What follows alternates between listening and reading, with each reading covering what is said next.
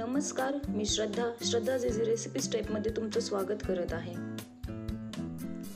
आता श्रावण महिना चालू झालाय, त्यामुळे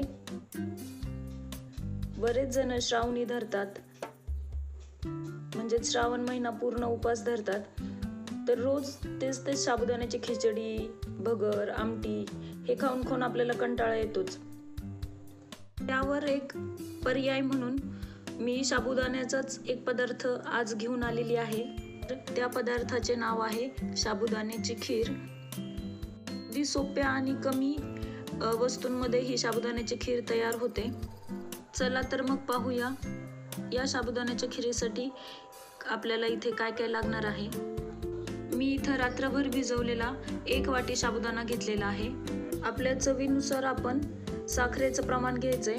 मी इथं 1 वाटी साबुदाण्यासाठी पाऊण वाटी साखर घेतलेली आहे। जे ड्राय फ्रूट्स अवेलेबल आहेत ते तुम्ही घेऊ शकता। मी इथं काजू बदाम घेतलेले आहेत, विलायची पावडर, 4-5 केशरच्या काड्या घेतलेल्या आहेत, पाणी, दूध, हे पहा याप्रमाणे सर्व साहित्य मी घेतलेलं आहे। चला मग खीर कशी तयार करायची या कृतीकडे आपण वळूया। कढई गरम करायला ठेवली आहे, यामध्ये घरी तयार केलेलं तूप टाकते।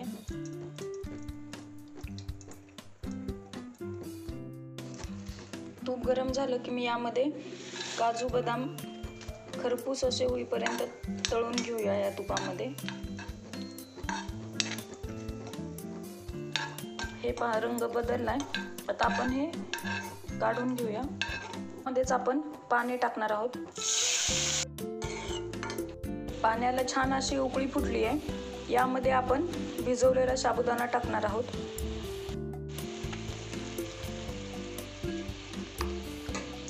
गॅस बारीक करायचा आहे। एकदा हे मिश्रण हलवून घ्यायचं आहे। मी यावर आता झाकण ठेवते। पहा किती घट्ट झालं आहे।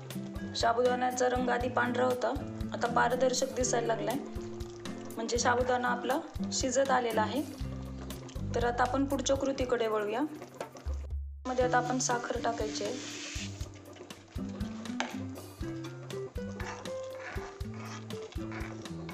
दोन मिनिटं ही विरघळू द्यायची आहे साखर पूर्ण। पहा साखर विरघळली आहे। केशरच्या काड्या टाकल्यात,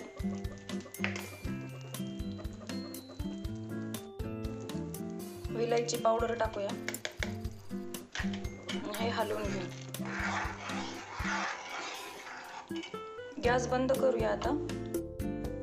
यामध्ये आता आपण ड्रायफ्रूट टाकलेत। वरून ड्रायफ्रूट टाकल्यानंतर छान असे क्रंची लागतात। हळूहळू दूध टाकते। आता हे मिक्स करून घेऊ।